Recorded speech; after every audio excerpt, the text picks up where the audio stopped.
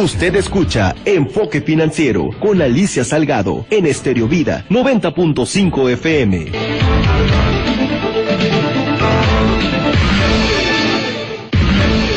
Tarde noches, transmitimos por Yo Soy Radio 1000 y Estéreo 100, además de www.enfoquenoticias.com.mx. Recuerden, mi Twitter es @AliceSalgado con doble L y con Z, y nuestras aplicaciones para iOS y para Android siempre están disponibles para ti. Es Enfoque Noticias, @Enfoque Noticias.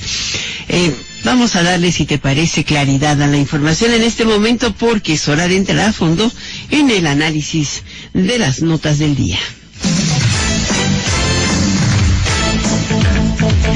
Fue falso el oficio que presentó la Comisión Federal de Electricidad la semana pasada sobre el incendio en el pastizal de Tamaulipas, que supuestamente habría causado el apagón que dejó sin luz a más de 10.5 millones de usuarios de 15 entidades del país. Esta falsedad institucional la confirmó el director general de la Comisión Federal de Electricidad, Manuel Bartlett. Él reconoció la mentira e informó que se ha iniciado una investigación para ver quién y por qué presentaron los documentos apócrifos. Sin embargo, el funcionario, para justificar la ineficiencia, optó por acusar del apagón al exceso de generación renovable en el norte del país, por lo que advierte que el gobierno continuará limitando el flujo de las energías renovables y privadas al sistema interconectado nacional, y a pesar de que en diciembre pasado se extendieron 8 suspensiones a la política tarifaria y de inhibición para la entrada en operación de las plantas privadas. El procurador o el secretario de gobierno de Tamaulipas ya inició una serie de denuncias. Pues qué bueno que se haga la investigación y nosotros vamos a cooperar. Pero no tiene nada que ver, ni es una justificación, ni sirvió para ocultar nada, sino que es un tema que es, a final de cuentas, secundario. Al final de cuentas, secundario. Pues lo dijeron que era primario, ¿no? Originalmente había sido porque se quemaron 2 líneas de transmisión, pero ya ven, así es siempre. Hay que ver cómo se cae el sistema y cómo inventas que no se cayó porque tuviste una intervención indebida, ¿no? Llega a México el cuarto arribo de vacunas Pfizer-BioNTech contra el COVID-19 con poco más de 53,000 dosis.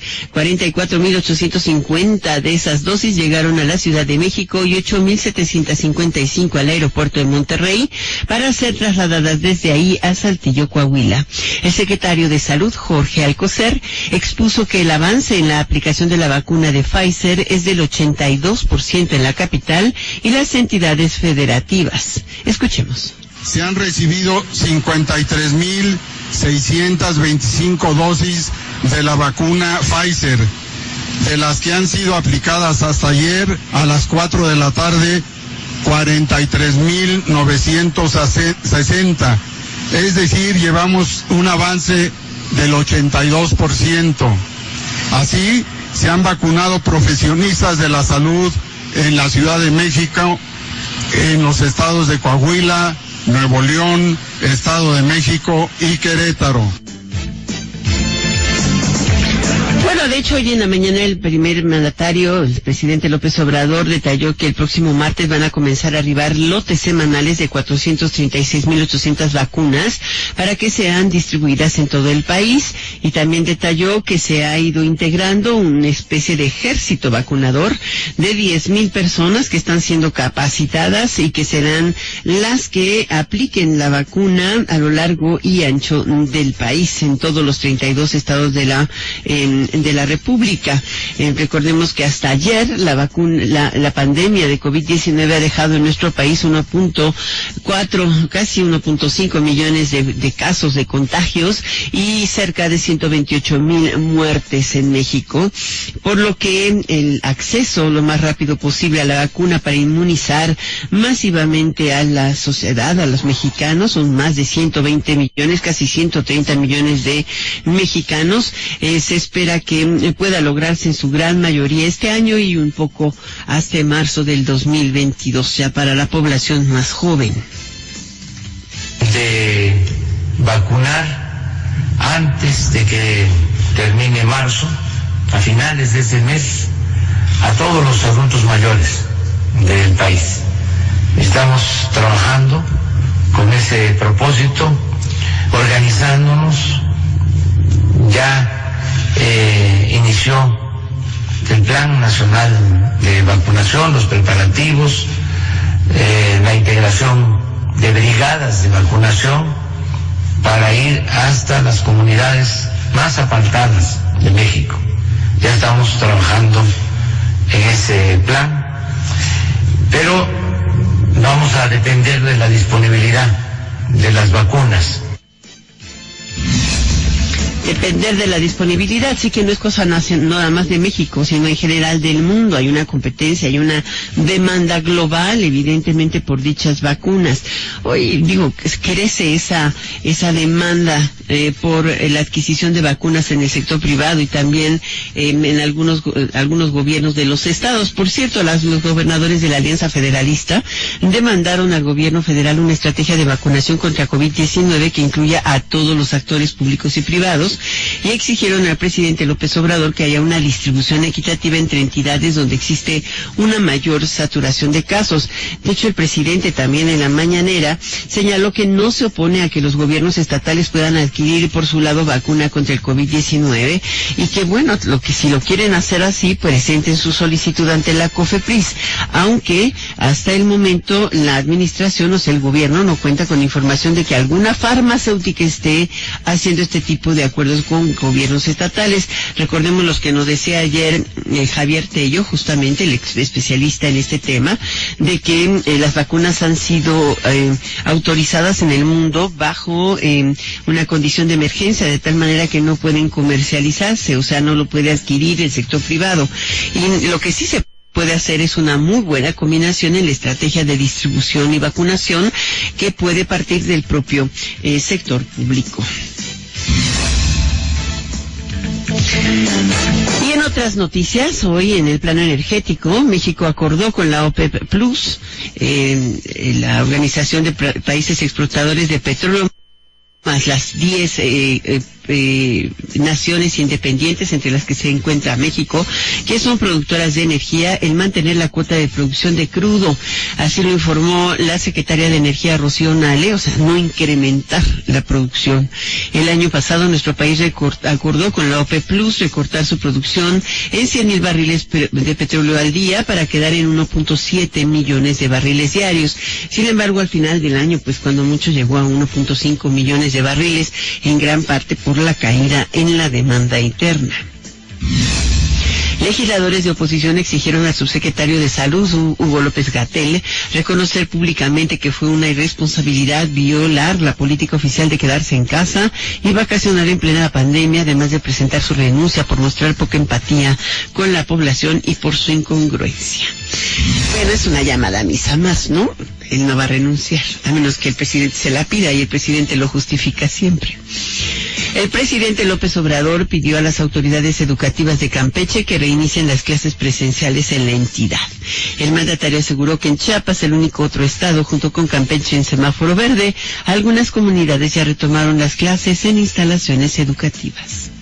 Hago un llamado a los maestros, a las autoridades estatales. En el caso de Campeche y de Chiapas, ya llevan varias semanas en semáforo verde. Ya los maestros en Chiapas, ya muchas comunidades están dando clases, no en todo el estado, pero ya se avanzó. En el caso de Campeche no han querido, tienen razón porque quieren resolver muy bien lo de la pandemia, pero yo les hago un llamado respetuoso de que ya empecemos a abrir las escuelas. El presidente nacional del Partido Acción Nacional, Marco Cortés, abrió las puertas del partido a los aspirantes de Morena que no fueron electos o resultaron electos como candidatos a las gubernaturas de diversas entidades federativas, pero condicionó la adhesión de estos a su partido a que reconozcan públicamente que las cosas en México no van bien. Morena trae un cochinero en su selección de candidatos, tanto lo trae en la selección de candidatos, hasta entre ellos ya nos damos cuenta que finalmente la luna de miel se ha acabado. es pura demagogia, es pura simulación, las encuestas no las realizan. O sea, está claro que no están escuchando a la gente, están seleccionando pues, con el dedo del presidente quién quieren que sea el candidato. Que quiera sumar en Acción Nacional o en la coalición Va por México, es bienvenida. Bueno, pues también ellos traen su cochinero porque no tienen ni candidatos y cuando los tienen, pues los rechazan. O sea, todos los partidos tienen tela de dónde cortar, están recogiendo a ver quién sí, quién no. Ese es un signo de estos tiempos, ¿no? O sea, ¿tendrán o no estructura suficiente como para tener candidatos que sean aceptados por el electorado? Esa sería la gran pregunta frente a la oferta de recoger a candidatos que no fueron electos en otro partido, ¿no? Vamos a otra nota. El Banco Mundial informó que la contracción económica de México en 2020, ocasionada por el coronavirus, fue del 9% y no del 10%, como calculó en octubre pasado. Mientras que para este año, el Organismo Financiero Internacional mantuvo su estimación de un avance del 3.7%, impulsada particularmente por el sector exportador y la entrada en vigor del Tratado México, Estados Unidos y Canadá. Para el 2022 ajusta sus previsiones de crecimiento económico de 2.8% a 2.6%. La razón, considera que la política económica seguirá siendo inercial en la administración del presidente López Obrador. Wall Street cierra al alza a la espera de las elecciones al Senado en Georgia. Hoy se eligen ya prácticamente están por cerrar las urnas allá en Georgia, en el estado de Georgia. Es la última elección federal que la definirá si el Senado de los Estados Unidos permanece liderado por republicanos o demócratas. Es algo fundamental para la política estadounidense. Los analistas esperan que el mercado bursátil consolide las ganancias de diciembre y en enero, ya que los gestores de activos buscan equilibrar carteras que han estado muy inclinadas hacia las acciones. Hoy el Dow Jones subió 167 puntos o 0.55 unidades, es algo que contrasta con lo que ocurrió ayer. El presidente Donald Trump metió presión, por cierto, sobre su vicepresidente Mike Pence para que revierta, dice él, los resultados de la elección. Es fuerte. En un tuit el mandatario escribió que el vicepresidente tiene el poder de rechazar electores escogidos fraudulentamente. Pence, como presidente del Senado, deberá presidir mañana, miércoles, la sesión en que ratifiquen los resultados del colegio electoral que dieron como ganador de la presidencia a Joe Biden. Muchos dicen que él no podrá o no está aguantando la presión del presidente Trump. Todos los periódicos norteamericanos tienen puesto prácticamente los ojos en Pence, suponiendo que él no cederá a la presión de su presidente, porque él decía en su tuit que dice, espero que el vicepresidente tenga el poder de rechazar electores escogidos fraudulentamente, porque que dé la cara por nosotros, debo decirlo, si no lo hace, me desagradará mucho. ¿Qué tal? Si lo hace, le va a agradar, ¿no? Imagine usted qué tipo de presión hay quien apuesta a que la no ratificación de los resultados del colegio electoral en favor de Biden pudiera iniciar una guerra civil en los Estados Unidos, algo muy complicado. Es un escenario que se ha estado manejando en la prensa norteamericana. Alemania acordó prolongar hasta el 31 de enero las restricciones para endurecer alguna de ellas, como la de reuniones privadas, que a partir de ahora solo podrán incluir a una persona que no viva en el domicilio. Además, se limitará el movimiento de sus habitantes a un radio de 15 kilómetros desde su domicilio. Está también ellos cayendo en un incremento de casos COVID y pues así se van a mantener, o sea, una extensión del confinamiento en el país hasta el 31 de enero como medidas para contener este COVID. Y en otra nota, la última de este reporte informativo inicial, te doy una muy buena. pero demasiado buena, diría yo. Es la única buena que encontramos, ¿no, Marta? Mi editora está, yo creo que de acuerdo conmigo. Una cría de pingüino gentú nació unos días antes de Navidad en el acuario de Imbursa, aquí en la Ciudad de México, después de un proceso reproductivo conducido por expertos. La diminuta ave marina eclosionó de un huevo colocado por sus padres, Mari y Beto, una pareja de pingüinos bien avenida, cuando la hembra aceptó el cortejo. Con lámparas formamos los fotoperiodos, metimos piedras en septiembre, el macho lleva una piedra a la hembra, la acepta y empieza a formar un nido de piedra en el que después de la cópula ponen los huevos, contó Patricia, una de las 6 especialistas en cuidar 2 días a la familia de pingüinos del acuario. Y como resultado nació, ¿quién cree? Ale, así llamado como Alejandro Nasta, el fundador del acuario Imbursa, situado ahí en Miguel Ángel de Cervantes Saavedra, frente al Museo Somaya. En la Navidad, el museo no se ve, es una obra de ingeniería espectacular porque está enterrado, en esa esquina está enterrado, y es un acuario sorprendente. Evidentemente no podemos ir a ver al niño, ¿verdad? Porque están cerrados los museos al público. Finalmente tenemos y damos la bienvenida a el pingüino Ale, el primer pingüino mexicano. Con los deportes vamos ahora con Fernando Espinosa y su adelanto. Gracias, Fer. ¿Cómo estás, Alicia? Gracias. Buenas tardes a ti y a los amigos de Enfoque Noticias. Bueno, hoy platicamos de Sergio Ramos. Sergio Ramos es el mejor central hoy por hoy del fútbol internacional, pero hay una duda de que pueda seguir en Real Madrid.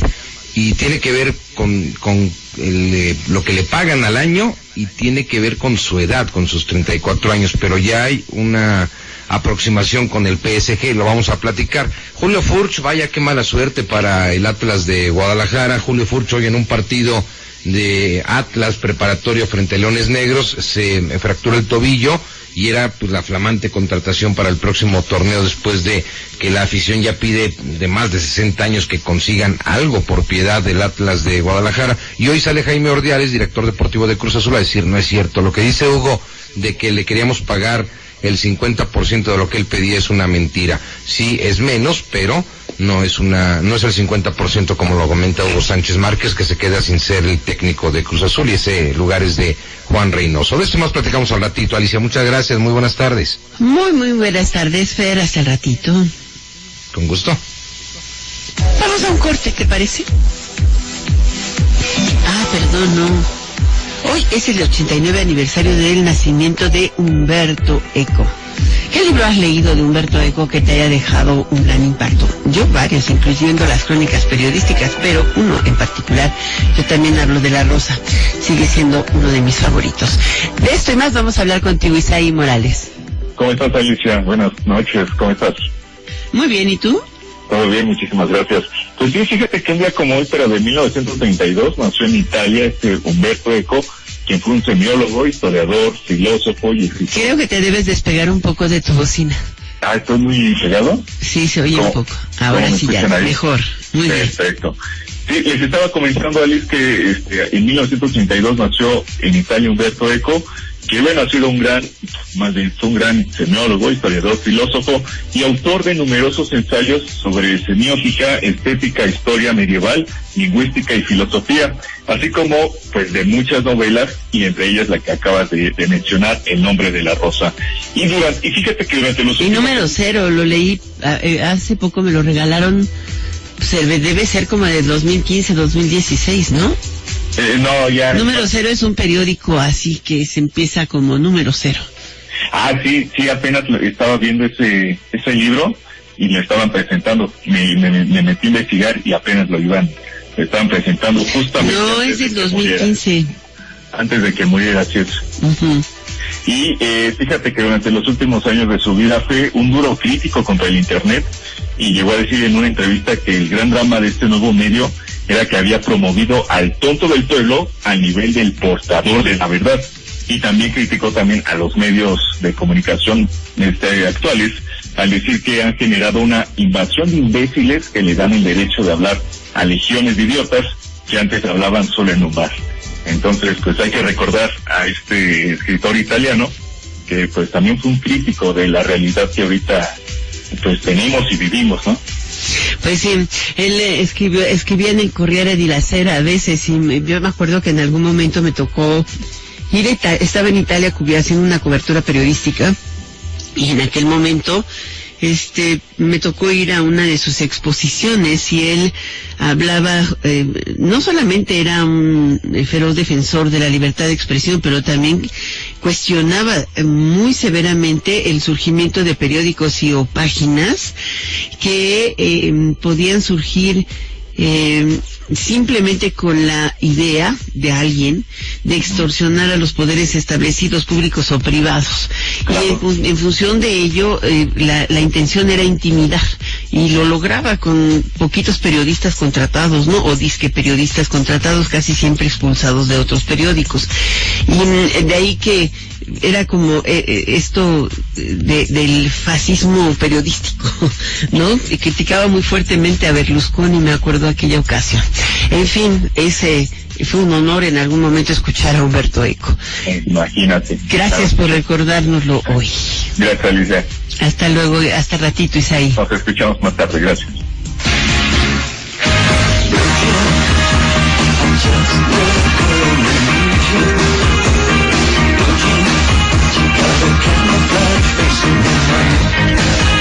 La vida de David Bowie, la modelo Iman, afirmó que nunca se volverá a casar, mientras se acerca el que sería el cumpleaños 74 del cantante el próximo 10 de enero. La modelo ofreció una entrevista en la que reveló que, a pesar de la visión futurista de David, era una persona muy sencilla que vivía día a día. David era muy cálido, divertido y todo un caballero. Hacemos una pausa comercial. Continúe con nosotros en la tercera emisión de Enfoque Noticias con Alicia Salgado.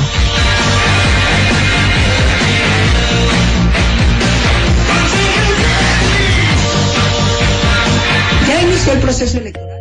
Anji Nalhai, Constitución Política de los Estados Unidos Mexicanos. Matsai kumane derechos na ya chashain ankwe. Chanan taen thai yo chuanang o ya nakit ya nakit ya na ya nonyekio laman ya na ya. What's ia na matsen town na kulule siots onta Guerrero.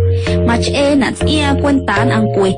Chana lat ma de nan tiu na ya do chuanam aya. Team suits na IEPC Guerrero. What's ia na. ¿Sabes en quién te conviertes cuando recoges la INE que tramitaste? En una ciudadana o ciudadano que puede decidir quién va a gobernar. En protagonista principal de las elecciones más grandes de la historia. En alguien que toma su cubrebocas y con valor sale a ejercer su libertad. Pero si no recoges tu INE antes del 10 de abril, no podrás votar. No lo dejes para el último. El 6 de junio, el voto sale y vale. Contamos todas, contamos todos. INE. Somos la nueva fuerza política de México. Llegamos para impulsar la fuerza de las y los jóvenes, la fuerza de las mujeres y la igualdad, la fuerza del medio ambiente. No somos ni de izquierda ni de derecha. Somos centro progresistas. Somos el partido de la fuerza de miles de mexicanas y mexicanos, como tú y como yo. No venimos a pelear, sino a construir con fuerza. Súmate y lograremos con fuerza un México que es más grande que sus problemas. Fuerza por México, el partido fuerte de México. El gobierno de la Cuarta Transformación garantizará que todas y todos recibamos la vacuna contra el COVID-19. Y en Morena pondremos la mitad de nuestro presupuesto para la compra de vacunas. Y que éstas lleguen a cada rincón del país, parejo, sin distinción social, sin influyentismo y sin corrupción. Porque la salud es un derecho, no un privilegio. Morena, la esperanza de México. Entonces, ¿qué? ¿Te vas a seguir haciendo? ¿Vas a seguir permitiendo que todos estos políticos mediocres y corruptos... Sí, eso. Sigan haciendo lo que se les da la gana con nuestras vidas. ¿Te vas a quedar cómodo en tu casa ese domingo tan importante? Mientras estos tipejos siguen violando una y otra vez tus derechos... De una vez te digo... Que yo no. Pásate a la izquierda. Todo México se está pasando a la izquierda. El PT te acompaña. El PT te empodera. El PT está de tu lado. En el Partido Encuentro Solidario tenemos como principio fundamental las relaciones humanas y el derecho a la vida desde su concepción y hasta la muerte natural por encima de cualquier otro interés. Lo que más nos importa es la vida y la vocación de servicio a partir de la igualdad. Defendemos los valores tradicionales y el desarrollo del individuo de acuerdo con su libertad. En el PES se privilegia la libertad de conciencia. Partido Encuentro Solidario, el partido de la vida. Usted escucha Enfoque Financiero con Alicia Salgado en Estéreo Vida 90.5 FM.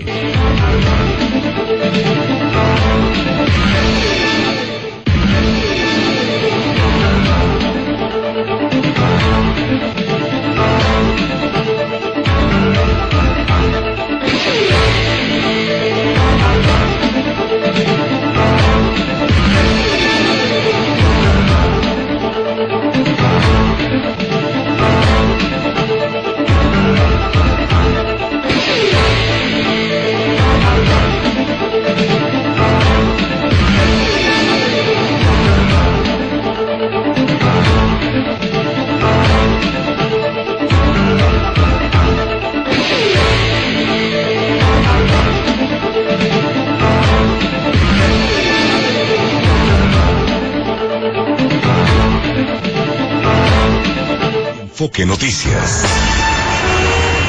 Buenas tardes, auditorio de Enfoque Noticias. Hay cierre de circulación sobre la avenida Dolores Hidalgo desde Gran Canal hasta Nogales. Evite la zona circulando por avenida Villa de Ayala y Río de los Remedios. Otro corte se reporta sobre la avenida Genaro Estrada, desde la avenida Santa Cruz Mellehualco hasta el eje 6 Sur. Como vía alterna circula por la avenida Guelatao. Por afluencia de peatonal también hay corte de la circulación en Plaza San Pablo a partir de anillo de circunvalación. Paseo de la Reforma registra asentamientos al cruce con semáforos de avenida Hidalgo hacia el eje 1 Norte y Fray Servando Teresa de Mier con carga que no deja de avanzar del eje central hasta Dos Cárdenas hacia el eje 2 Oriente. En estos momentos son las 18 horas con 27 minutos, tiempo del centro del país. Regresamos a la tercera emisión de Enfoque Noticias con Alicia Salgado. El motor de la actividad económica de México en este año está encendido desde que entró en vigor el acuerdo comercial entre México, Estados Unidos y Canadá, el TEMEC, que facilitará un repunte del Producto Interno Bruto del 3.7%, estima hoy el Banco Mundial. Al dar a conocer las perspectivas económicas mundiales, el organismo enfatiza que el panorama para México será positivo en tanto mejoren las exportaciones en la medida en que Estados Unidos se recupere. La estimación de crecimiento del año pasado en México es de alrededor de 9%, y para el año que cursa ya, el 2021, estiman un crecimiento del 3.6%, para el siguiente año 2.6%. Pero todo centrado en el TEMEC. Tenemos en la línea a un invitado que usted conoce muy bien. Yo creo que ya se ha vuelto casi analista permanente, y si nos lo permite va a hacerlo. Él es Kenneth Smith Ramos, ex jefe de la negociación técnica de México en materia de Tratado de Libre Comercio y sobre todo socio del despacho Aegon, un especialista en todo lo que se dice en materia de comercio exterior, de negociaciones comerciales internacionales y sobre todo de geopolítica global. ¿Cómo estás, Kenneth? Muy buenas tardes, Alicia. Qué gusto estar contigo. Un saludo al auditorio y feliz año para todos los que nos escuchan. Pues muy feliz año. Oye, hoy te quiero hacer muchas preguntas porque evidentemente para muchos de nosotros no es fácil entender el sistema norteamericano. Para ti sí, porque de eso viviste muchos años. ¿Por qué hay tal preocupación sobre la elección de senadores en Georgia, en Estados Unidos? Sí, es un tema muy interesante porque por el hecho de que hubo estas elecciones tan cerradas en el estado de Georgia que llevaron a tener la necesidad de hacer dos elecciones especiales a principios de este año para determinar el ganador en ambos, en ambas campañas de senador, está en juego la mayoría del Senado de Estados Unidos. Y es muy importante. La Cámara de Representantes sigue bajo control demócrata, a pesar de que perdieron bastantes curules en la Cámara de Representantes en la elección de noviembre, pero siguen teniendo una mayoría demócrata. que en este momento tienes básicamente 48 demócratas en el Senado y 50 republicanos. Dependiendo de lo que pase el día de hoy, te da la posibilidad de darle la ventaja a los demócratas, porque en el sistema norteamericano el voto de desempate lo tiene el vicepresidente de Estados Unidos. En este caso va a ser la vicepresidenta Kamala Harris, y eso le da entonces una ventaja muy importante a la administración Biden en el sentido de poder impulsar sus proyectos de reforma con mayorías tanto en el Senado, la mayoría mínima, y una mayoría también demócrata en la Cámara de Representantes. O sea, ¿esos dos senadores se terminan? Así es, con el voto que va a haber hoy, si es necesario que los demócratas ganen ambas carreras por el Senado en el estado de Georgia, para poder obtener la mayoría, es decir, tener la mayoría en el Senado, y en caso ya una vez que entre en funciones la administración Biden, van a contar con una Cámara de Representantes y un Senado demócrata, y eso obviamente facilita el impulsar algunos de los proyectos más importantes y prioritarios para la administración Biden. Entonces, hay mucho en juego el día de hoy. Ahora, esto es para el Senado de los Estados Unidos, pero, por ejemplo, esta presión que dicen que ejerce Donald Trump, y lo vimos en su cuenta de Twitter, sobre el vicepresidente Mike Pence, ¿de veras Mike Pence puede desconocer los resultados electorales mañana en el conteo que hace el Senado? Él es el presidente del Senado por ser vicepresidente, ¿no? Exactamente. Ahora, hay que entender que por el hecho de que la Cámara de Representantes sigue bajo control demócrata, es decir, con mayoría demócrata, no habría una acción que pudiera tomar el Senado en este momento que pudiera invalidar la elección. En teoría, el vicepresidente encabeza la sesión que se va a llevar a cabo mañana de conteo y validación de los votos electorales. Y si todos los republicanos en el Senado se opusieran y apoyara al vicepresidente, podrían cuestionar tener un voto en contra de las elecciones, es decir, en contra del colegio electoral. Pero en todo caso, esto jamás sería aprobado en la Cámara de Representantes. Necesitarías ambas cámaras que apoyen una moción en ese sentido. Entonces, más que nada, lo que estamos viendo es un verdadero show político, yo creo algo que daña la democracia estadounidense, porque no se va a obtener nada. No ha habido ninguna decisión en las cortes estatales o federales que muestre que hubo una corrupción sistemática y recurrente que haya afectado el resultado de las elecciones.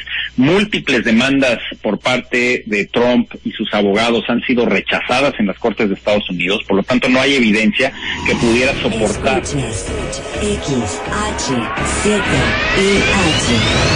Estéreo Vida 90.5 FM, transmitiendo con 30.000 watts de potencia en el 90.5 de frecuencia modulada, desde calle Ópalo, número 115, Colonia Centro, código postal 40.890, en Zihuatanejo, Guerrero.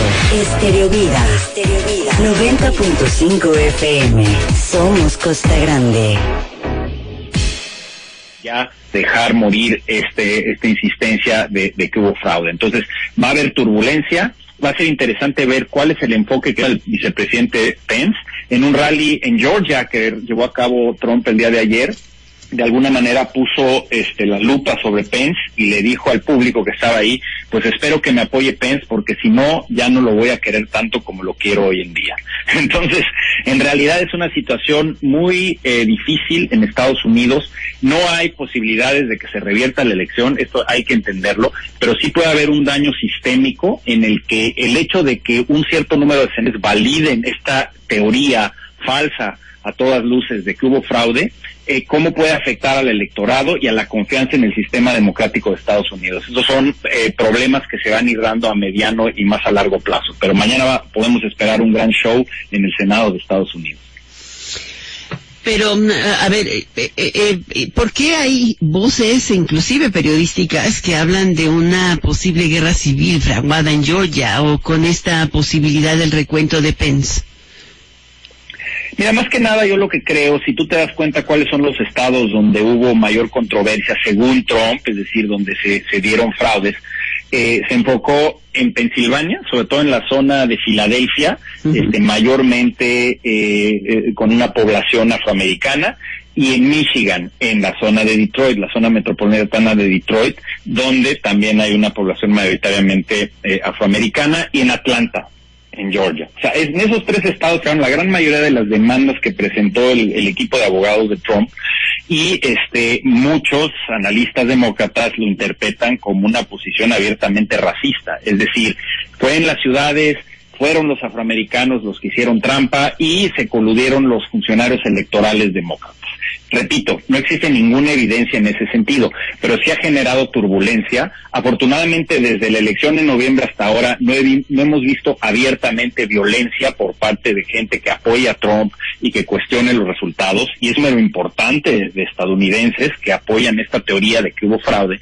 Entonces yo creo que más que pensar en una guerra civil o una confrontación que abiertamente cuestione las instituciones demócratas y la viabilidad de la democracia en Estados Unidos, vamos a tener una crisis política a nivel de los partidos, donde los republicanos van a tener que decidir qué camino toman de aquí en adelante, y definitivamente puede complicar aspectos que ya estaban exacerbados bajo la administración Trump, que es esta polarización social, esta sensación de que los demócratas y republicanos no se pueden poner de acuerdo, y habrá que ver cómo afecta la operación del gobierno, sobre todo la relación entre el Poder Ejecutivo, entre el presidente Biden y su gabinete, y el Congreso de los Estados Unidos. Y a nivel estatal, pues obviamente van a tener que trabajar a nivel de los procuradores, de las autoridades electorales, para ir recobrando esa confianza para la siguiente elección. Acuérdate que en Estados Unidos cada 2 años hay elecciones en la Cámara de Representantes, los funcionarios electos están trabajando de manera permanente. Entonces sí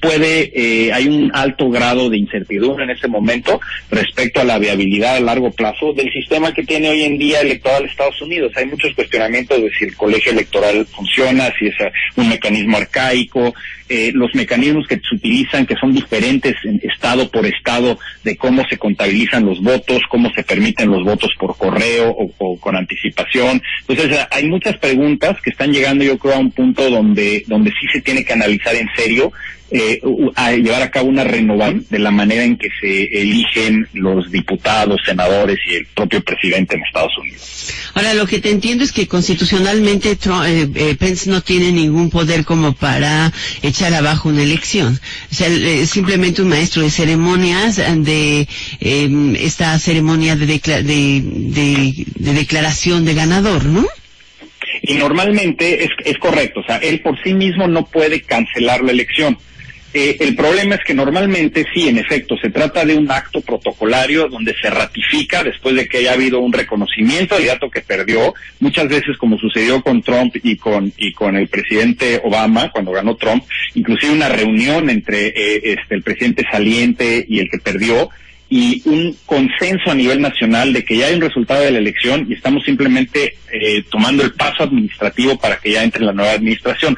¿Qué sucede en un caso como ahorita, cuando el presidente saliente no reconoce el resultado e impulsa a su vicepresidente y a un grupo de republicanos a cuestionar los resultados de la elección? Pues es lo que estamos viendo hoy en día. Podrían, en el caso extremo, tratar de llevar a un voto en el Senado de rechazo a la elección, que a todas luces perderían, e inclusive si la llegaran a ganar, lo cual es muy poco probable porque tendrían que votar todos los senadores republicanos en contra de la elección, lo cual sería totalmente pues poco probable por lo que hemos visto. Hay un núcleo de 11 o inclusive hasta 15 senadores que se han pronunciado en contra de los resultados de la elección, pero inclusive si lo lograran, en la Cámara de Representantes jamás habría el apoyo porque tienen esta mayoría de Mora. Entonces, básicamente no está en peligro la elección, lo que está en peligro es la credibilidad del sistema, y hay millones de estadounidenses que apoyan a Trump y que siguen pensando, sin conocer, todo el andamiaje de cómo está armado el sistema electoral, tanto federal como a nivel estatal, que simplemente le están creyendo al presidente y le van a creer aún más si un grupo importante de senadores dicen que tiene la razón. Entonces, ese es el riesgo sistémico que yo le veo a mediano y largo plazo. Pues muchísimas gracias por este análisis que nos has dado, Kenneth Smith Ramos, ex jefe de la negociación técnica de México del Tratado de Libre Comercio y socio del despacho de Egon, pero como usted escucha es un experto en el tema, en la política estadounidense, que es algo complicado. Muchísimas gracias, Kenneth. Muchísimas gracias, Alicia. Hasta mañana. Gracias. Está usted escuchando Enfoque Noticias por Yo Soy Radio 1000 en el 1000 AM y por Stereo 100.1 FM. Mi nombre es Dylan Emanuel Dávila García. Soy estudiante de Ingeniería Mecatrónica de la Facultad de Ingeniería en Ciudad Universitaria. Fundación UNAM, a través de sus programas de becas, me han apoyado económicamente para poder solventar gastos de material y con ello continuar con mis estudios para poder terminar mi carrera. Invito a todas las personas a que apoyen a Fundación UNAM mediante donativos para que más estudiantes puedan recibir apoyos y que puedan continuar con sus estudios. Súmate a Fundación UNAM. Tú puedes ayudar a becar a algún estudiante de escasos recursos a través de la Fundación UNAM. Llama y regístrate al 55 53 40 0904. 55 53 40 0904. Y con una aportación a partir de 185 pesos mensuales, Fundación UNAM hará posible lo imposible.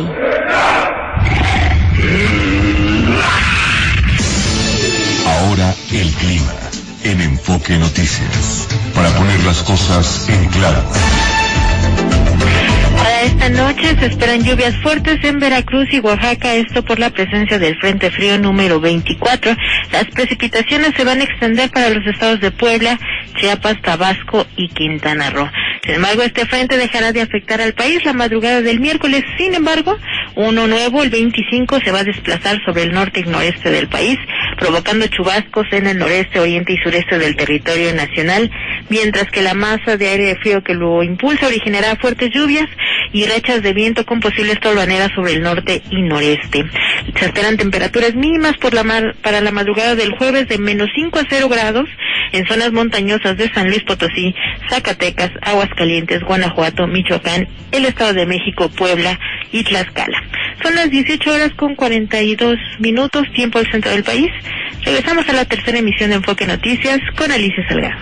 Mi nombre es Dylan Emanuel Dávila García. Soy estudiante de Ingeniería Mecatrónica de la Facultad de Ingeniería en Ciudad Universitaria. Fundación UNAM, a través de sus programas de becas, me han apoyado económicamente para poder solventar gastos de material y con ello continuar con mis estudios para poder terminar mi carrera. Invito a todas las personas a que apoyen a Fundación UNAM mediante donativos para que más estudiantes puedan recibir apoyos y que puedan continuar con sus estudios. Súmate a Fundación UNAM. Tú puedes ayudar a becar a algún estudiante de escasos recursos a través de la Fundación UNAM. Llama y regístrate al 55 53 40 0904. 55 53 40 0904. Y con una aportación a partir de 185 pesos mensuales, Fundación UNAM hará posible lo imposible.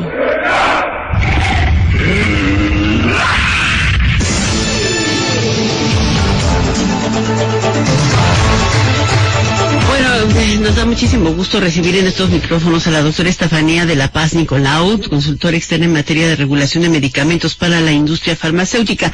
Pero, en particular, les debo confesar que cada vez que tengo dudas en relación a los sistemas de prevención COVID que hay, desde el cómo hacerte pruebas, qué tipo de pruebas, en dónde hacértelas, recurro a Estefanía en lo personal, y entonces la convencí de platicar con nosotros acerca de esto. ¿Cuáles son las diferencias fundamentales entre las diferentes pruebas de COVID que han sido autorizadas por COFEPRIS? ¿Cómo estás, Estefanía? Qué gusto de estar con nosotros, doctora. ¿Cómo estás, Alicia? Buenas noches. Muchas gracias aquí por tenerme contigo y, bueno, buenas noches para tu auditorio también. Pues empecemos por la pregunta y en directo. A veces uno ya se acostumbró a que las pruebas PCR, aunque no sepamos ni siquiera qué significa, son estas que te meten el hisófago por la nariz y la garganta y entonces sabes si tienes o no COVID. Hay algunas otras que se volvieron muy usuales, que son las pruebas rápidas, que seamos que era tomar una gotita de sangre. Pero hay unas nuevas que se conocen, que son las AG, creo que son 3 las autorizadas por COFEPRIS, y esas, ¿para qué sirven? Claro que sí, Alicia, bueno, mira. ¿para qué sirven las 3? ¿Cuándo es correcto utilizarlas? ¿Cómo prevenir mejor? Perfecto. Mira, primero que nada, la prevención tiene que empezar por tratar de evitar pues contactos de riesgo. Sabemos que ahorita estamos en un momento complicado y bueno, pues tratar de hacer todo para evitar tener que hacerse una prueba. En caso de tenérsela que hacer, como bien dices, existen 3 tipos. La PCR es la prueba que se conoce como el estándar de oro y lo que hace es, a través de una muestra nasofaríngea y orofaríngea, detecta la presencia del material genético del virus, es decir, el RNA. Por este tema es que requiere de más horas y requiere de un proceso de laboratorio. Siguiente pregunta era las nuevas pruebas que tenemos, que se conocen como pruebas de antígeno nasofaríngeo. Estas pruebas, igualmente, por medio de un hisopo nasofaríngeo, se hace una muestra, pero esta prueba, digamos, detecta una proteína en la cápsula del virus, por lo que es más fácil y en menos tiempo. Es decir, podemos tener un resultado en 15 a 30 minutos. Y la siguiente prueba que nos comentabas son las pruebas de sangre, que bien se necesitan 2 gotitas de sangre y tenemos un resultado en 10 minutos. Estas pruebas, al ser en sangre, son menos eficaces, digamos, para la detección de la enfermedad aguda, pero son muy buenas para la detección de enfermedad pasada. Es decir, saber si alguien ya lo tuvo y tiene anticuerpos. Y si no está contagiando, ¿no? Exactamente.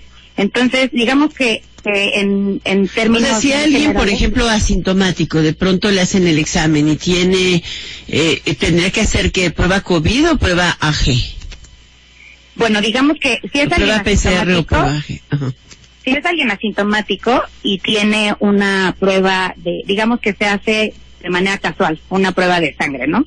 Y aparece con anticuerpos, nosotros lo que le vamos a decir es que tuvo COVID y que lo más probable es que no hubiera tenido síntomas o que no hubiera relacionado los síntomas con COVID y que, bueno, pues estuvo enfermo y que esos anticuerpos protectores, como se le conocen, tienen una duración máxima de 6 meses. Si es alguien que se hace una prueba de sangre y nos aparece con anticuerpo IgG y antígeno IgM, ahí le tendríamos que decir que la probabilidad de que tenga enfermedad activa es alta y lo recomendable es hacerse una prueba confirmatoria o PCR. O bueno, una prueba AG que ahora están disponibles en México. Ahora, ¿cuál es la diferencia entre la prueba diagnóstica PCR y la prueba de antígenos COVID-19? Básicamente la diferencia es lo que detectan. La prueba PCR detecta el material genético del virus, por lo que requiere un proceso de laboratorio de hasta 48 a 72 horas. En cambio, la prueba AG lo que detecta es una proteína en la cápsula de donde vive el virus, y esa proteína se puede detectar de forma más sencilla, más rápida, con un reactivo, y tenemos un resultado en 15 a 30 minutos. O sea, confirman que tienes COVID. Exacto. El costo es menor, mucho menor, pero aparte, sí hay que ser claros, la prueba estándar de oro es en la PCR, tiene casi virtualmente ningún falso negativo o falso positivo. Las pruebas AG son muy buenas, poquito menos sensibles, o sea, sí llegan a tener algunos falsos positivos, no tienen falsos negativos, pero pues el costo y la rapidez... ¿Falso positivo quiere decir que te dicen que sí tienes COVID y no lo tienes? Exacto. Pero bueno, finalmente, aunque no es lo mejor para un paciente, es mejor aislar preventivamente que decirle a alguien que no lo tiene y realmente sí lo tiene. Ahora, pero según lo que leía de lo autorizado por COFEPRIS, ese tipo de pruebas tiene alguna, como la coreana, tiene 100% de efectividad para determinar los negativos. O sea, cuando te dice que no tienes, es no tienes. Así es 100%. Entonces, por ejemplo, la de Standard Q tiene 100%, la de Pambio tiene, la de Abbott tiene 99%, y la otra que es de Quidel, que se llama Sofía, tiene 97%. Entonces, realmente estas son las 3 que están aprobadas por COFEPRIS, todas con una muy alta eficacia en general. Y aquí lo importante es saber que si nosotros hacemos una prueba rápida, la probabilidad de poder aislar al paciente de manera oportuna es mayor. Imagínate, Alicia, que tú te vas a hacer una PCR porque crees que puedes tener COVID, pero igual y no estás tan informada en que en ese tiempo, en lo que sale tu resultado, no debes ver a nadie. Y ves a alguien. y 2 días después sale tu resultado y ese resultado es positivo. Y tú ya viste a gente, entonces ahora le tienes que avisar a esa gente que saliste positivo. Y luego esas personas le tienen que avisar a alguien más, y así es como no vamos a poder controlar este virus si no empezamos a ser un poquito más conscientes en este tipo de cosas. Que ese es el punto de prevención. O sea, por ejemplo, yo me fui de vacaciones, estuve de vacaciones con mi familia, nos tendríamos que hacer todos la prueba de COVID porque tuvimos en algún momento exposición, nos quitamos el cubrebocas, estuvimos en la alberca. Claro, es lo más recomendable. También es muy importante saber que las pruebas tienen un tiempo para su realización, para que nosotros podamos, poderte dar la mayor eficacia, ¿no? Entonces, las pruebas diagnósticas se deben hacer entre el día 6 y el 7 de la última exposición de riesgo, y entre el primero y el tercer día de aparición de síntomas. También es importante decirle a todo tu auditorio que hay que acompañarse siempre de un profesional médico. El tratamiento se sabe que tiene que ser personalizado.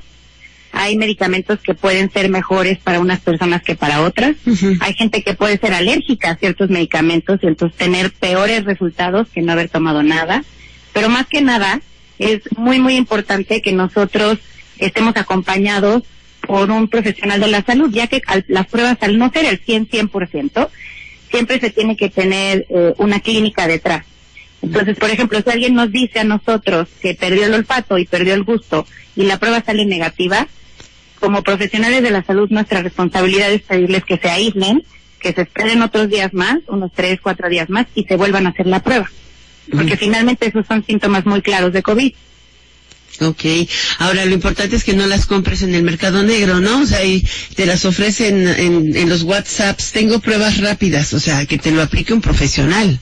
Exacto, lo más importante es saber que hay lugares que tienen pruebas avaladas por COFEPRIS y que son aplicadas por personal de salud que está capacitado no solamente a hacer la prueba, sino a poderla interpretar. Imagínate que alguien se hace una prueba y no sabe ni siquiera qué quiso decir. Pero la compro barata. Y ahí es donde vemos el incremento de casos, claro. Exactamente, y aparte ahí es donde vemos que nosotros tenemos que ser muy cuidadosos de cómo interpretamos las cosas, ya que las pruebas son muy efectivas siempre y cuando se hagan de la forma correcta. Oye, doctora, ¿a dónde te pueden buscar? O sea, ¿te pueden consultar? Sí, claro que sí, sin problema. En el teléfono que tienen ustedes. No, pero dínoslo. Claro que sí. Mira, me pueden consultar, preferiblemente vía WhatsApp, y yo me comunico después al 55 54 37 55 70. Bueno, ya si te hablan de Enfoque Noticias, ya sabes que somos nosotros.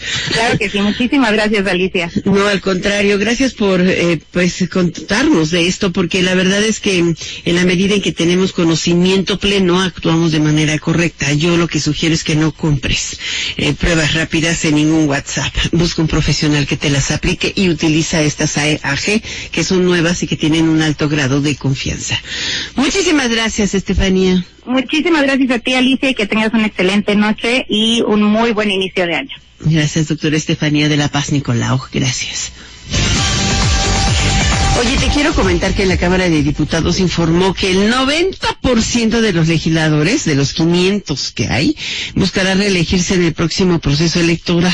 De acuerdo con el boletín de prensa que tengo aquí, hasta las 12 de la noche de ayer, la Secretaría General, atendiendo lo establecido por el Tribunal Electoral del Poder Judicial de la Federación, recibió 448 cartas de intención de reelección. Dice que de ese total, 444 están en funciones, 3 solicitaron licencia y uno más es un suplente que no ha tomado posesión. La lista dada a conocer en la Cámara Baja señala que de los 252 diputados con los que actualmente cuenta la fracción de Morena, 232 estarán buscando la reelección. Lo que me llama la atención es que no hay solo 300 diputados que fueron electos de forma directa y el resto son diputados por lista, por minoría. En fin, habría que revisar eso, ¿no? Porque los únicos que pueden reelegirse son aquellos que ya resultaron una vez electos. En fin. Vamos con Fer Espinosa. ¿Cómo estás, Alicia? Gracias. Buenas tardes a ti y a los amigos de Enfoque Noticias. Fíjate que hoy surgió una noticia importante, ya se sabía, al final de la presente temporada en España se termina el contrato de Sergio Ramos con Real Madrid. Sergio Ramos pues ha sido el puntal al final sobre cierre de temporada de la típica temporada, la anterior, ha sido el puntal para la obtención del título del conjunto blanco. Es un gran central, el mejor del planeta hoy por hoy, no hay duda. La situación es de que está en duda que pueda extender su contrato con Real Madrid. Y esto se debe a dos cosas que está haciendo la directiva merengue. Uno, considerando edad, tiene 34 años Sergio Ramos, y la segunda es que más o menos le pagan unos 12 millones de dólares, de euros al año por temporada. Eso es lo que gana más o menos Sergio Ramos. Consideran ellos la edad porque entonces podría haber una reducción, teniendo en cuenta que pues ya no le quedan muchos años en el fútbol, es decir, ya no se le contrataría con un contrato alto, elevado, y de esta forma, pues evidentemente Sergio Ramos pues no quiere firmar, o no por lo menos ahora, quiere seguir negociando.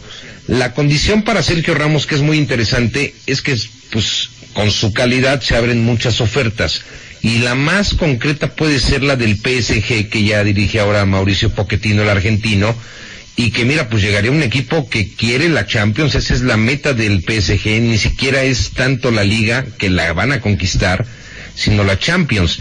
Y por eso Sergio Ramos está esperando a ver si tiene negociación real que le convenga a él con Real Madrid, o de lo contrario se va a ir a París. Además, hay otra posibilidad de que el Manchester City también se interesa por sus servicios, conoce bien a Pep Guardiola y sería también otra de sus salidas, otra de sus rutas. Finalmente Sergio Ramos se va a ir a un equipo tan grande como el propio Real Madrid, esa es la realidad. Pero además hay un plus para Sergio y para Pochettino y para los seguidores, que lo más probable es que Lionel Messi, después de salir esta temporada de Barcelona, que será inminente, pueda irse a París, o la segunda opción podría ser el Manchester City, y la tercera sería viajar ya a Estados Unidos para enrolarse en la Major League Soccer. Pero todo esto tiene que ver, Alicia, fíjate, con el tema de la edad. Así es, sobre todo en los clubes grandes. ¿Cuánto puedes rendirme? Entonces, por muy bueno que seas, no te puedo seguir pagando lo mismo, a pesar de que siga siendo tan rendidor como ha sido hasta ahora Sergio Ramos, que ha sido campeón del mundo con la selección de España en Sudáfrica en el 2010. Otro tema interesante y lamentable, el Atlas de Guadalajara, ya en el fútbol mexicano, que está a punto de iniciar el próximo fin de semana, Alicia, es el de Julio Furch, este delantero de Argentina, un hombre que vino a los Tiburones Rojos de Veracruz hace algunos años, pero sus mejores años, sus mejores momentos futbolísticos los ha pasado con Santos Laguna. Lo contrata el Atlas, se hace de buenos jugadores, regresa el Hueso Reyes, tiene varias adaptaciones, muy buenos jugadores, Renato Ibarra, ex del América, Malcorra, en fin, hay muy buenos jugadores. El problema es de que hoy enfrentan un partido frente a Leones Negros de la UDG, un partido preparatorio, ganan 3-0, pero sale con fractura de tobillo el centro delantero, el punta, Julio Furch, es decir, no ha iniciado el torneo y ya tienen estas condiciones lamentables. Le van a hacer un estudio el día de mañana para ver si va a ir al quirófano o solamente con alguna férula estaría bien, y estas condiciones serían buenas porque estaría de regreso en 2 o 3 semanas. Pero si se va al quirófano, pues esto va a durar más. Cuando tenía Atlas la intención de ser mucho más competitivo por este tipo de incrustaciones futbolísticas, pues mira, vienen estas noticias lamentables. Ganó el Atlas 3-0, que eso sería interesante también para Diego Coca, que es el director técnico. Y con las Águilas del América, con Cruz Azul, pues las cosas están muy intensas en el trabajo con sus nuevos directores técnicos, con Solari y Reynoso respectivamente, porque tienen la firme intención de ser campeones. Para un equipo grande no hay de otra, tienen que ser campeones del fútbol mexicano, y por eso han contratado los servicios de estos dos directores técnicos. Sobre todo muy cuestionado el de Reynoso, pero créanme que tiene un alma cruzazulina, y que él, siendo discreto, siendo de perfil bajo, puede ser la solución definitiva para que regrese ese título de la máquina celeste de Cruz Azul. Son los deportes, Alicia, regresamos al ratito, muchas gracias. Muchas gracias a ti, Fer Espinosa, hasta el ratito. Buenas tardes. Bueno, amigos, concluimos la transmisión en cadena nacional. Agradezco la sintonía de las estaciones al interior de la República. Después de esta identificación de señal, y en un momentito regreso con ustedes al Valle de...